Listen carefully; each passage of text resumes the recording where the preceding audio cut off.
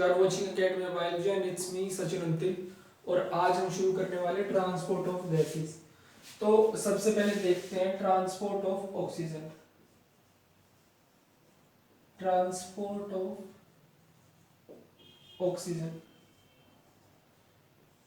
जो आपका ऑक्सीजन का ट्रांसपोर्ट होता है उसमें से आपका टोटल में से 97% of oxygen is transported via hemoglobin in the form of HbO2। 97% आपका ट्रांसपोर्ट करता है आपका हीमोग्लोबिन।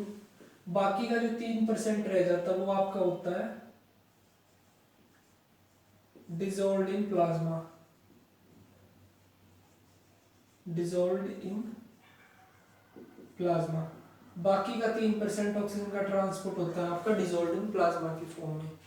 एक बात और, जो आपका ये HbO2 जो एक कंपाउंड एक कॉम्प्लेक्स फॉर्म होता है, ये काफी अनस्टेबल होता है। HbO2 is a unstable complex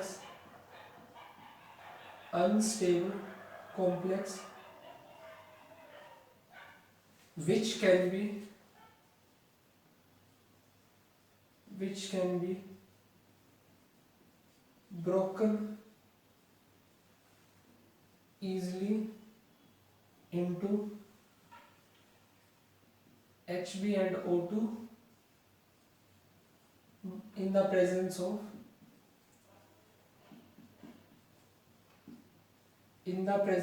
CO यानी कि कार्बन मोनोऑक्साइड एंड CO2 यानी कि कार्बन डाइऑक्साइड। जो आपका HbO2 यानी कि ऑक्सी हीमोग्लोबिन है, काफी अनस्टेबल कंपाउंड है, वो इजीली ब्रेक हो जाता है Hb और O2 में in the presence of CO and CO2। तो फिर यही पे आपकी एक चीज आती, वो आती oxygen dissociation curve. Oxygen dissociation curve ये आपकी एनसीईआरटी की टेक्स्ट बुक में भी दी गई है, तो एक बार ये देख लेते हैं ऑक्सीजन डिसोसिएशन कर्व में क्या क्या दिया गया है। यहाँ पे तो होता है आपका परसेंटेज ऑफ सैचुरेशन,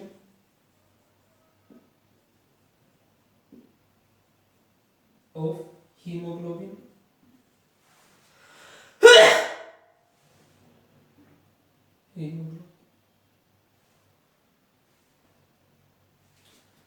और यहाँ पे आपका प्रेजेंट होता है PO2 यानी कि पार्शियल प्रेशर ऑफ ऑक्सीजन।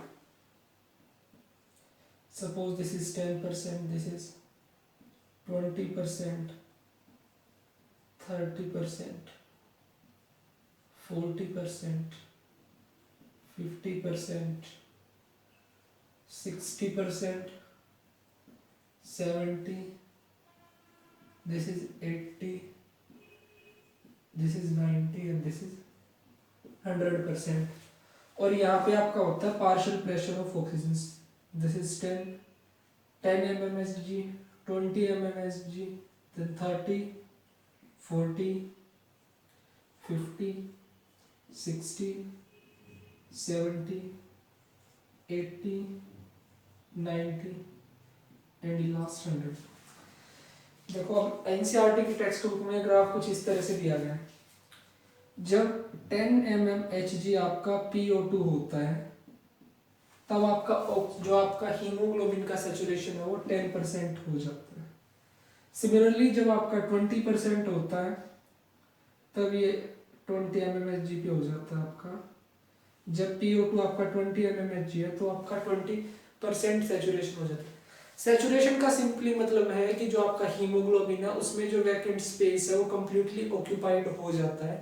कि मतलब सैचुरेशन को हम सिंपली ये समझ सकते हैं, मान लीजिए जो आपका हीमोग्लोबिन का मॉलिक्यूल है वो टोटल 97% ऑक्सीजन कैरी करता है। जब उसके साथ वो पूरी की पूरी 97% ऑक्सीजन बाइंड हो जाती है उस टाइम पे वो सैचुरेट हो जाता है। सपोज करो जो आपका एक हीमोग्लोबिन का मॉलिक्यूल है वो 4 ऑक्सीजन के साथ बाइंड कर सकता है।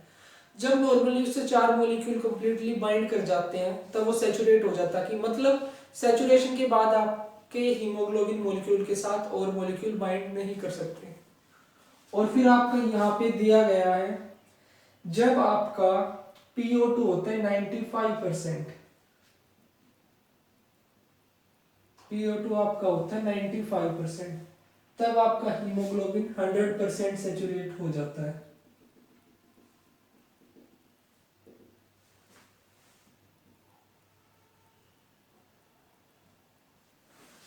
जब आपका PO2 होता है 95, तब आपका हीमोग्लोबिन कंप्लीटली सेचुरेट हो जाता है।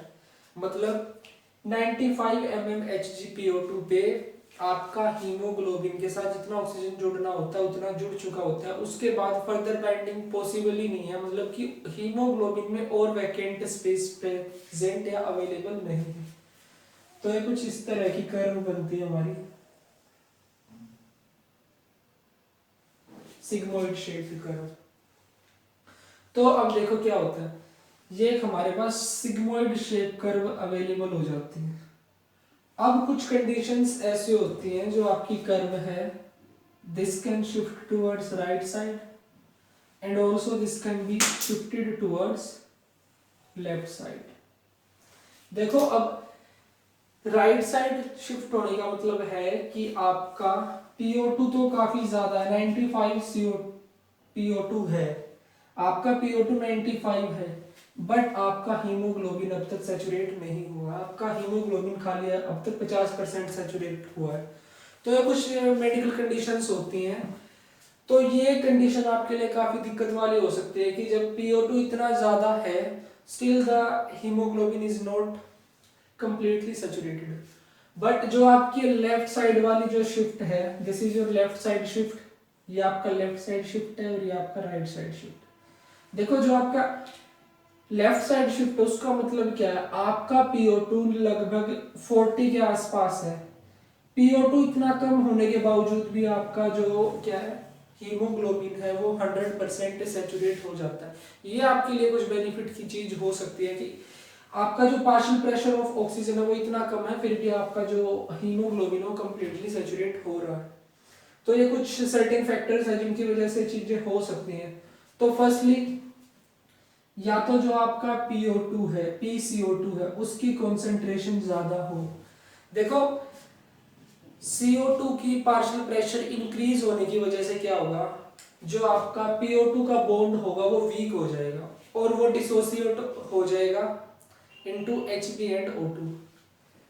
Due to increased PCO2, the bond of oxygen and hemoglobin, that is oxyhemoglobin, become weak and they break into hemoglobin and O2. तो जो आपका ऑक्सी हीमोग्लोबिन है वो ऑक्सीजन और हीमोग्लोबिन में डिवाइड हो जाएगा। तो जो ये इंक्रीज कॉन्सेंट्रेशन होती है PCO2 की, इसी को हम बोलते हैं बोहर्स इफेक्ट, जिसकी वजह से आपका ऑक्सी हीमोग्लोबिन डिसोसिएट हो जाता है। This is your Bohr's effect. तो ये हो गया आपका बोहर्स इफेक्ट। और भी कुछ चीजें ऐसी हो सकती हैं जैसे कि अगर आपकी बॉडी का जो टेम्परेचर है वो इंक्रीज हो जाए, तब भी जो आपकी कर्व है वो आपकी राइट साइड मूव कर सकती है, खिसक सकती है। या फिर जो आपकी बॉडी की पीएच है वो डिक्रीज हो जाए, पीएच एसिडिक हो जाए बॉडी की। तो इन कंडीशंस में जो आपकी कर्व है this can shift towards the right hand side. और इन सब चीजों का अगर हम अपोजिट देखें, अगर वो होगा तो क्या होगा, आपकी लेफ्ट साइड में कर्व मूव कर जाएगी। अगर आपकी PCO2 की कॉन्सेंट्रेशन कम है तब भी आपकी कर्व लेफ्ट साइड में शिफ्ट कर सकते हैं, या फिर जो आपका बॉडी का टेम्परेचर कम है तब भी आपकी कर्व आपकी लेफ्ट साइड मूव कर सकती है, या फिर जो आपकी बॉडी की पीएच इंक्रीज हो जाए। तो इन कंडीशंस में आपकी जो ऑक्सीजन डिसोसिएशन कर्व है this can shift towards the left side. तो ये तो था अपना ऑक्सीजन डिसोसिएशन कर्व। अब इसके बाद अपना नेक्स्ट चीज आती है वो है ट्रांसपोर्ट ऑफ CO2।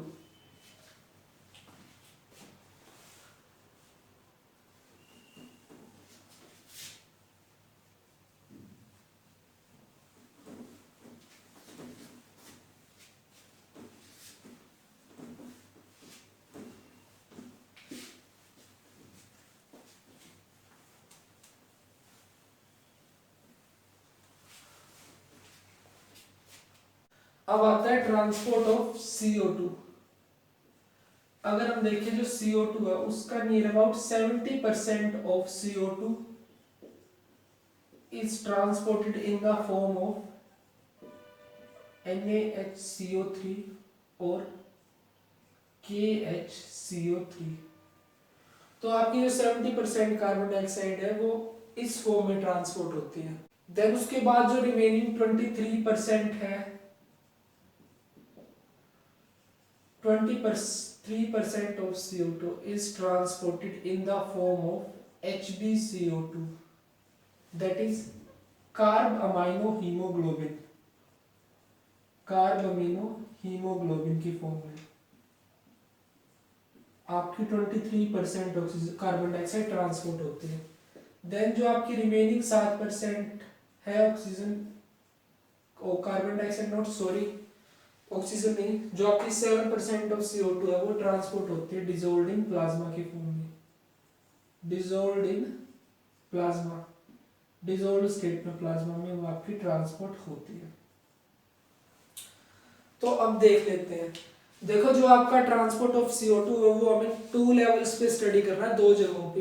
एक तो आपका टिश्यू लेवल पे कि टिश्यू लेवल पे कैसे आपके टिश्यूज से CO2 आपके ब्लड में आती है, और दूसरा कि जो आपका एल्वियोलर लेवल है कि मतलब कैसे ब्लड से जो आपकी CO2 वो आपकी एल्वियोलाई में जाती है। तो शुरू करते हैं at the level of tissues.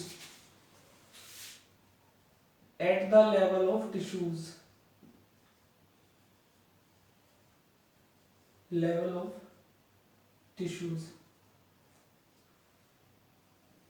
क्योंकि ये फिनोमिना हैमबर्गर ने दिया था तो इस फिनोमिना को हम दूसरा नाम दे देते हैं हैमबर्गर्स फिनोमिना, हैमबर्गर्स फिनोमिना।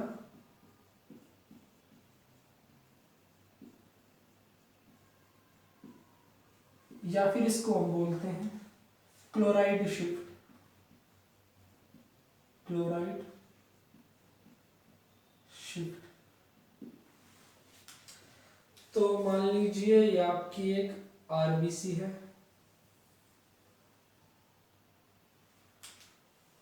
और ये आपकी कोई ब्लड वेसल है,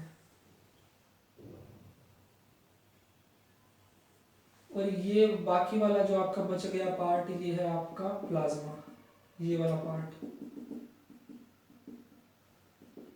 दिस इज योर प्लाज्मा, ये आपका प्लाज्मा पार्ट है, और ये है आपका टिश्यू।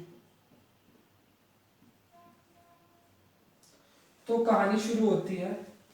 मान लीजिए आपके टिश्यू में ऑक्सीजन को यूटिलाइज करके CO2 प्रोड्यूस हुआ, ये CO2 जाएगा आपका ब्लड वेसल में, यहाँ पे 7% तो आपका चला जाएगा आपके प्लाज्मा में, क्योंकि 7% आपका ट्रांसपोर्ट होता है in the form of dissolved form में इन प्लाज्मा में।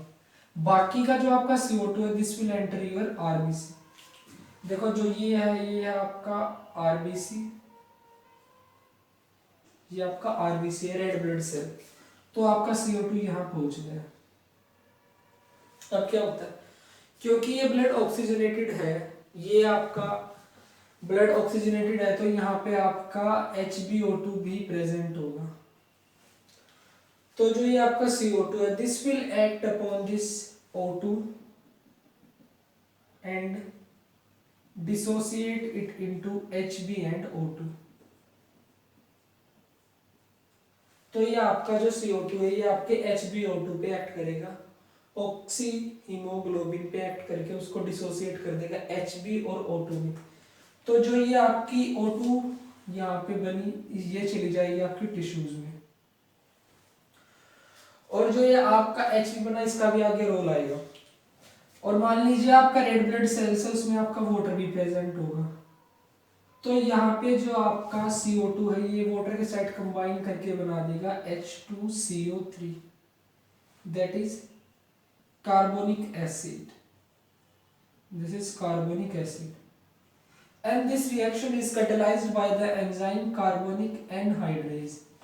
सेम एंजाइम दोबारा से इसको ब्रेक कर देगा H positive plus HCO3 negative में। कार्बोनिक एनहाइड्रेज ने दोबारा आपका अपना काम किया और इसको डिवाइड कर दिया H पॉजिटिव और HCO3 निगेटिव में। Majority of the H positive will combines with Hb। जो आपका ज्यादातर H पॉजिटिव का पार्ट है ये कंबाइन कर जाएगा आपके Hb के साथ and this will form HHB, that is haemoglobinic acid, इसने फॉर्म कर दिया। अब क्या होगा, जो आपका प्लाज्मा है, आपके प्लाज्मा में क्या प्रेजेंट होता है, NaCl, यहाँ NaCl प्रेजेंट है, Na पॉजिटिव Cl नेगेटिव होता है जिसमें। तो जो आपका HCO3 नेगेटिव फॉर्म हुआ, this will move out from RBC into the plasma. ये आपका HCO3 आपके प्लाज्मा में आ गया। और जो आपका सोडियम है, sodium has more affinity for HCO3 negative than Cl negative, और ये यहाँ पे बना लेंगे NaHCO3 नेगेटिव, NaHCO3 नेगेटिव। तो अब देखो HCO3 नेगेटिव के बाहर प्लाज्मा में आने की वजह से यहाँ पे कुछ इलेक्ट्रोनेगेटिविटी के चेंजेस आ जाएंगे। तो उस चेंजेस को काउंटर बैलेंस करने के लिए, उसको मेंटेन करने के लिए जो आपका Cl नेगेटिव है, this will move inside the RBC। तो ये आपका Cl नेगेटिव आपके RBC के अंदर चला जाएगा। तो ये तो कहानी हो गई आपके टिश्यू लेवल पे आपका CO2 का ट्रांसपोर्ट कैसे होता है, मतलब जो आपकी CO2 टिश्यू में फॉर्म होती है कैसे आपके RBC में जाती है। अब ये क्या होगा, ये जो डीऑक्सीजनेटेड ब्लड है जिसमें आपका CO2 की अच्छी खासी कंसंट्रेशन, इसको प्यूरिफाई होना है। प्यूरिफिकेशन के लिए इसको हम लंग्स तक कैरी करेंगे। तो लंग्स लेवल पे हम ये देखेंगे कि कैसे ब्लड से CO2 आपकी एल्वियोलाई में जाएगी। तो अब देखते हैं at the level of lungs, at the level of alveoli, level of alveoli, इसको हम बोल देते हैं Haldane's effect, Haldane's effect, this is Haldane's effect, या फिर इसको बोलते हैं reverse chloride shift, reverse chloride shift, या इसको हम बोल देते हैं रिवर्स क्लोराइड शिफ्ट। तो अब देखते हैं, मान लीजिए ये आपकी कोई ब्लड वेसल, और इस ब्लड वेसल में आपकी प्रेजेंट है RBC, ये आपकी RBC है and this is your alveoli, ये आपकी एल्वियोलाई है। तो अब देखो क्या होगा, आपकी एल्वियोलाई से ऑक्सीजन आ जाएगा यहाँ पे आपके RBC में। सिमिलरली कुछ पार्ट आपका ऑक्सीजन का भी आपके प्लाज्मा में जाएगा।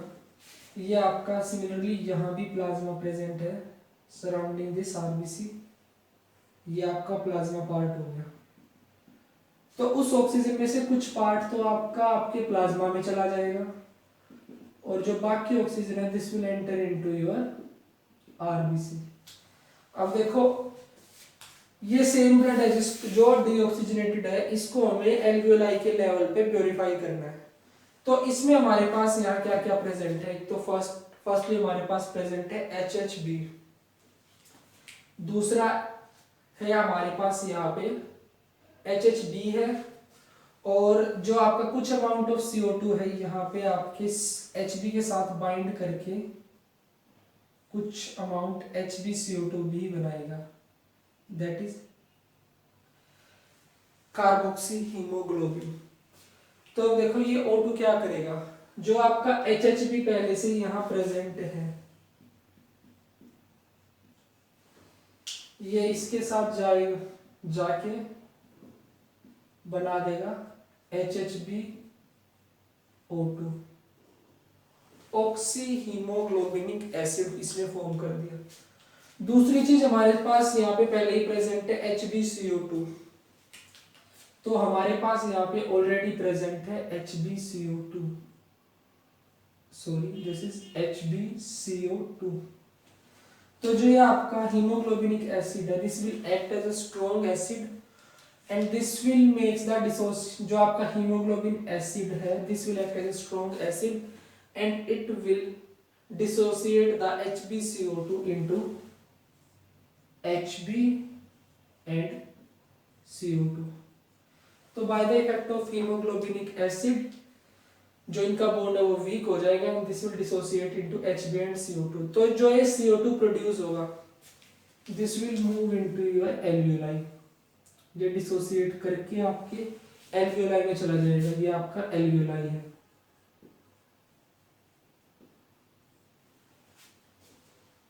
फिर दूसरी चीज आपका जो ये ऑक्सीजन है, कुछ तो आपका HHB के साथ मिलके इसने HHbO2 बना लिया, ऑक्सी हीमोग्लोबिनिक एसिड बना लिया, कुछ पार्ट आपका ऑक्सीजन का Hb के साथ मिलके बना देगा HbO2,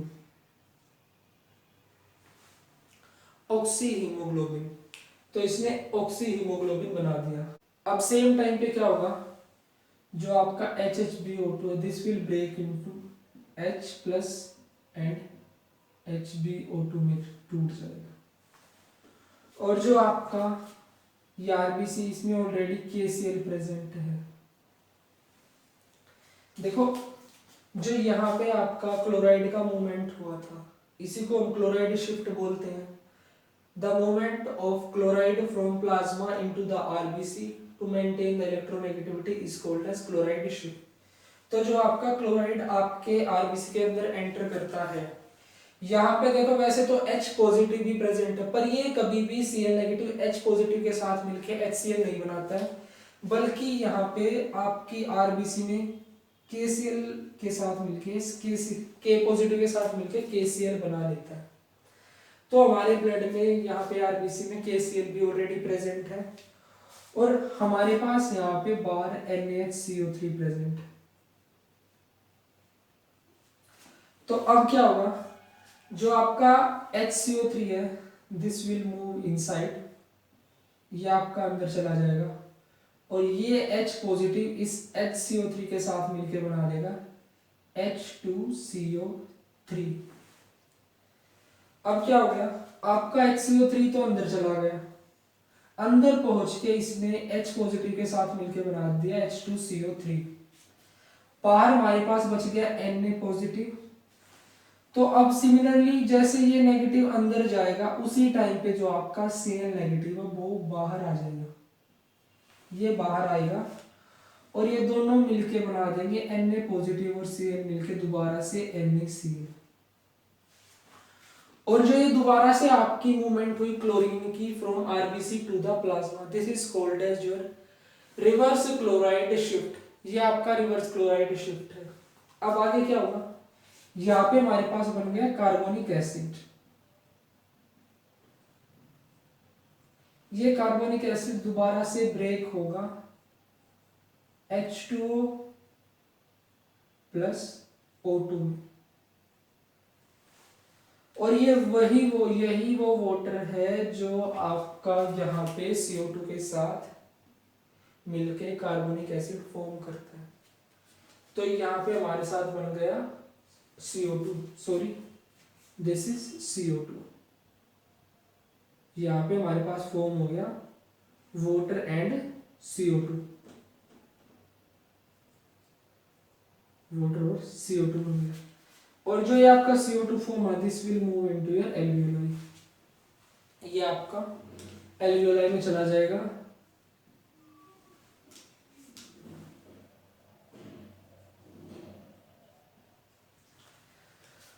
तो इस तरह से क्लोरीन की बाहर movement from RBC2 into the plasma, this is called as reverse chloride shift. तो यही हमारा था, जो दोनों कॉन्सेप्ट थे कि किस तरह से ये ट्रांसपोर्ट टेक प्लेस करता है। इसी के साथ हमारा ये चैप्टर मोस्टली कंप्लीट होता है, हमें सारे टॉपिक्स कंप्लीट हो चुके हैं।